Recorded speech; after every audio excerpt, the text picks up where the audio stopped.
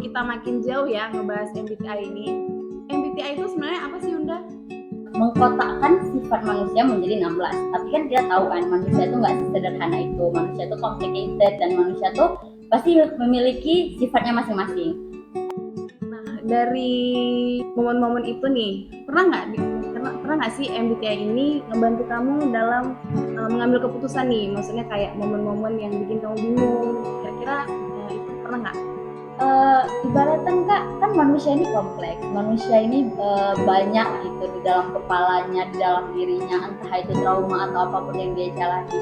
Tapi dari MBTI itu kita bisa melihat setitik hal setidaknya.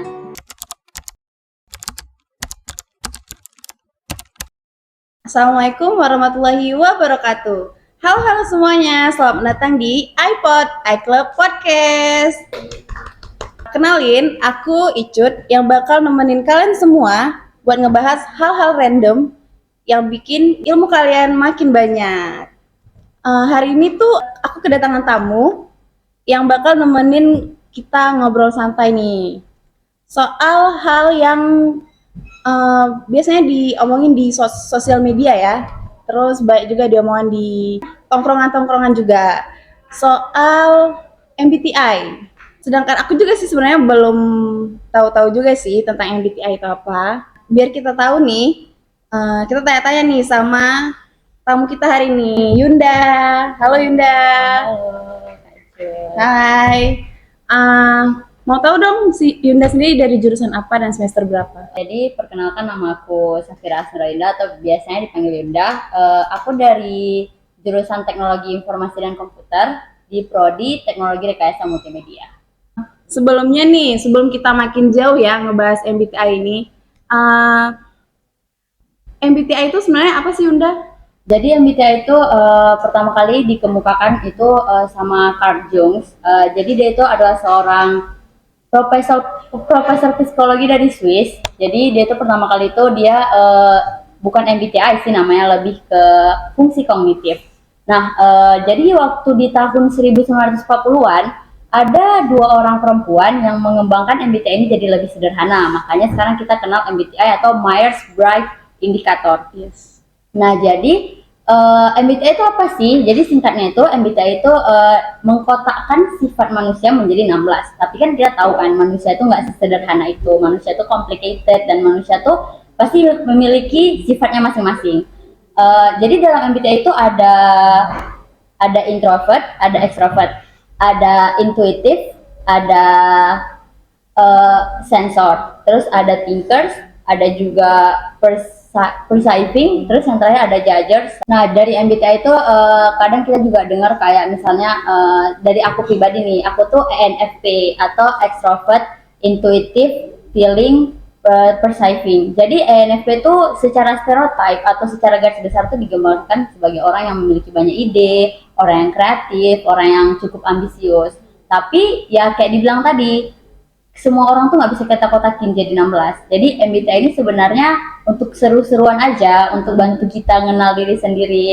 Terus kadang tuh kan kalau kita lihat dari dunia hiburan, kalau kayak anime atau bahkan K-pop itu kadang bawa MBTI juga. Nah, kalau kakak coba tes MBTI kakak tuh INTJ, kakak bakal mirip sama Sasuke. Pasti kita tahu Sasuke kan? Iya, gitu. Kayak gitu. Menarik juga ya ternyata, soalnya tuh kelihatannya kayak ribet gitu ya kalau kita belum terlalu paham. Tapi kamu sendiri awalnya tuh kenapa bisa tertarik sama MBTI? Gimana kamu kayak apa, gara-gara nonton sesuatu mungkin? Dulu tuh di tahun 2019 saya sempat nge-stan K-pop, lebih tepatnya di NCT. Siapa yang nggak tahu NCT? Terus waktu itu salah satu konten NCT tuh ada ngomongin soal MBTI. Saya termaksud fans garis kerasnya lah dulu. Jadi saya juga ikutan kepo kan. Apa sih MBTI itu? Terus saya ikut tes gitu. Terus nemu lah hasilnya, wah seru juga nih, bisa kayak dukun gitu kayak. Jadi kayak wah dia tahu aku Bisa gimana. nembak-nembak Iya, gitu bisa. ya. Terus dari situ saya juga nyari-nyari di sosial media, nyari lebih lanjut juga di internet kan. Sampailah saya masuk ke satu grup WA yang isinya semua orang-orang yang belajar MBTI. Terus saya juga diajak belajar, akhirnya 2 tahun lah saya menempuh di situ. Setelah kamu pelajari nih MBTI itu, kira-kira apa sih yang bikin kamu ngerasa konsep MBTI ini menarik buat kamu pahami gitu? Dulu waktu saya kecil kan Kak, ini agak sedikit flashback ya. Iya gitu. Saya suka mempertanyakan segala hal. Kenapa manusia melakukan A, kenapa manusia melakukan B, kenapa ada orang yang bisa berbuat jahat gitu. Apa sih yang orang lain pikirkan? Terus waktu pertama kali nemu MBTI itu tuh kayak menjawab dari sebagian pertanyaan-pertanyaan yang ada di kepala saya. Jadi kayak, oh mungkin dia ngelakuin itu karena dia dominan orangnya thinkers atau orangnya logik. Jadi dia melakukan itu. Oh mungkin dia melakukan itu karena dia merasa ada hal emosional dalam dirinya. Jadi dia mengambil keputusan dari feeling dia gitu. Jadi MBTI itu banyak yang buat saya relate dan membantu banyak hal sih. Makanya saya suka dari mempelajari MBTI itu sendiri. Kamu sendiri tadi kan jurusannya dari TIK ya? Iya, TIK. Kira-kira MBTI itu uh, sesuatu yang kamu temukan di TIK ada nggak yang berpengaruh ke MBTI? Mungkin sifat teman-teman kamu mungkin atau mungkin ada dosen-dosennya mungkin. Karena semenjak saya belajar MBTI Kak, saya jadi lebih suka nebak-nebak orang. Misalnya nih waktu pertama kali dosen masuk tuh saya langsung menganalisis itu dosen ini kira-kira MBTI-nya apa. Kadang juga teman saya gitu, bahkan teman-teman sekelas saya nggak jarang kayak bilang, Jun, kamu asik MBTI aja kayak gitu. Padahal menurut saya itu seru-seruan. Nggak selamanya MBTI itu kita bahas soal orang lain. Kadang MBTI itu juga membantu diri saya sendiri untuk berkembang. Misalnya kayak saya itu kan ENFP. Jadi ENFP ini terlihatnya memang seperti ekstrovert, cuman terkadang dia itu merasa sendiri di antara orang ramai, tapi ketika dia benar-benar sendiri, dia lebih depresi lagi, dan itu cukup relate ke saya, dan itu juga banyak membantu saya dalam berkembang terhadap kepribadian saya. Terus MBTI itu juga kayak saya bilang tadi nggak selamanya tentang orang lain. Dari yang saya tahu dari MBTI itu, saya tipe orang yang menunda-nunda waktu. Ketika ada satu proyek yang di awal wah seru nih di awal, tapi setelah saya kerjakan itu menjadi bosan. Nah dari situ juga saya bisa menganalisis diri saya seperti apa, bisa memperbaikinya menjadi lebih baik ke depannya. Keren sih ya. Kalau soal pertemanan nih, kalau kamu bisa nggak nebak kira-kira teman kamu tuh apa gitu, terus gara-gara kamu nebak itu, kamu jadi bisa lebih mengerti dia gitu, pernah nggak kayak gitu? Itu sering banget Kak. Terus kadang tuh saya merasa juga mungkin ilmu saya belum cukup kan. Jadi di MBTI itu juga ada namanya tes MBTI. Ada websitenya, banyak website gratis di internet yang menyediakan tes MBTI. Jadi kadang kalau misalnya saya udah takut, misalnya saya udah nebak dia ini tapi ragu, saya akan nyuruh dia tes. Dan itu cukup membantu sih. Kayak ada teman saya yang dia itu tipe INFP. Jadi mereka tuh tipe yang dibilang cukup emosional. Kita salah ngomong dikit dia gampang tersinggung, langsung marah gitu ya. Langsung marah, tapi kadang dia ngeganggu kita nggak main-main, ngeri gitu. Waktu awal-awal sih saya juga rada rese sih, ada sih orang kayak gini, tapi setelah tahu MBTI-nya, setelah saya mengerti soal kepribadian dia, saya rasa mungkin dia belum berkembang, mungkin dia karena di step MBTI itu ada yang namanya fase awal, lalu fase di mana kamu pertumbuhannya. Jadi mungkin dia belum tumbuh di situ, dia masih berada di fase awal. Terus dari MBTI juga saya belajar kalau misalnya seseorang tuh jika sudah di fase depresi akan berubah 180 derajat dari sifat dia yang sebenarnya. Jadi itu ngebantu kamu banget nih dalam pertemanan maupun dalam perkuliahan ya. Nah dari momen-momen itu nih, pernah nggak sih MBTI ini ngebantu kamu dalam mengambil keputusan nih? Maksudnya kayak momen-momen yang bikin kamu bingung, kira-kira itu pernah nggak? Waktu ngambil jurusan di Poltek itu sebenarnya saya juga lihat dari MBTI, cuman karena rezeki ya, setahu saya tipe kepribadian saya itu nggak cocok di teknika. Jadi karena udah di situ sebenarnya saya menghindari politeknik karena itu kan teknik ya. Tapi karena udah rezekinya, udah mau gimana pun juga kita lari, akhirnya masuk juga di politeknik. Juga kadang juga kayak misalnya saya ini sebenarnya disebut inklusif Kak dalam tipe kepribadian itu, dan saya sendiri mengakui. Jadi terkadang saya ketika dihadapi dengan keputusan antara dua hal, terkadang nggak saya pikirkan mata-mata, nggak, ambil aja lah, nanti kan dijalanin juga ujung-ujungnya kan, nanti tahu juga gitu.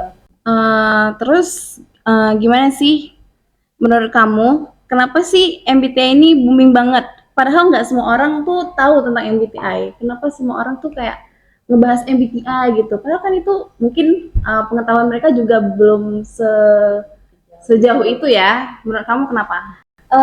Ibaratkan Kak, kan manusia ini kompleks, manusia ini banyak gitu di dalam kepalanya, di dalam dirinya, entah itu trauma atau apapun yang dia jalani. Tapi dari MBTI itu kita bisa melihat setitik hal setidaknya. Terkadang diri kita sendiri kan nggak bisa, kita juga nggak tahu kita itu gimana. Tapi karena MBTI yang kita pelajari, jadi kita saya orangnya seperti ini. Walaupun kita juga tidak bisa mentang-mentang dia thinkers, dia nggak boleh merasakan emosi, nggak juga. Iya, benar. Jadi ibaratnya MBTI ini menjadi salah satu titik gitu. Misalnya kayak saya sama teman saya tadi, jadi saya bisa menganalisis teman saya seperti apa. Jadi saya ke depannya tahu saya tidak boleh melakukan ini. Dia tuh saya juga sebagai teman yang udah tahu MBTI, dia juga bisa menasihati dia tentang apa gitu. Makanya MBTI itu booming ya karena kita tuh jadi dapat clue tentang seseorang. Jadi kita bisa ini ya, menyesuaikan diri sama mereka-mereka itu ya. Terus kira-kira nih, setelah ngerti soal MBTI, ada nggak hal-hal kecil yang bikin kamu mikir nih, oh pantas ya orang tuh berbeda cara mikirnya atau ngelakuin sesuatu gitu? Ada Kak, ada. Misalnya kayak yang tadi contoh kecil kayak thinking sama feeling kan. Thinking itu kan logis, feeling itu emosional. Ya pastilah berbeda Kak. Kan pasti thinking itu pasti logik gitu ya. Sesuatu yang nggak di depan mata dia kita jelasin tentang emosi, dia pasti kayak ngomong apa sih ini orang gitu. Walaupun dia denial, dia punya perasaan, tapi dia denial. Terus pasti orang yang emosional pasti lebih merasakan perasaan dia sendiri. Sebenarnya itu juga banyak sih Kak, belajar dari situ tentang perbedaan pemikiran orang lain, tentang bagaimana orang lain berpikir. Itu cukup banyak sekali Kak membantu saya pribadi ya. Keren banget ya, berarti selama ini yang 2 tahun yang itu tuh, kalau yang 2 tahun kemarin kamu belajar itu dari SMP mungkin atau dari SMA? Dari SMK Kak. Oh, dari SMK. Kebetulan waktu saya SMK tuh nggak ketat gitu, nggak yang serentetan politeknik ngasih tugas gitu kan. Jadi kayak ada banyak waktu luang, jadi saya belajar itu. Semenjak kuliah lah saya mulai udah jarang lanjut belajar karena nggak tahu sendiri. Iya. Ribet dan sibuk banget ya. Kak. Penasaran juga nih, kamu kan mempelajari MBTI nih kan, kamu pernah nggak pengen masuk jurusan psikologi atau mungkin kedokteran mungkin? Pernah Kak, pernah udah ngomong juga sama orang tua sebelum masuk sini Kak, mau psikologi aja. Tapi ya mungkin karena juga orang tua nggak mikirnya itu sesuatu yang menjanjikan, jadi mereka kayak bilangnya mending kamu masuk teknik aja karena teknik kan udah pasti, skillnya juga udah pasti gitu. Selain psikologi juga saya pengen masuk sosiologi Kak, cuman saya tahu sosiologi setelah masuk politeknik, jadi kayak udahlah kita lupakan saja mimpi yang itu. Tapi sekarang udah enak nih ya di TIK ya. Ya sejauh ini aman. Udah santai, udah bisa berbaur ya. Udah beradaptasi. Terus pertanyaan terakhir nih, ini sedikit lucu-lucuan aja ya.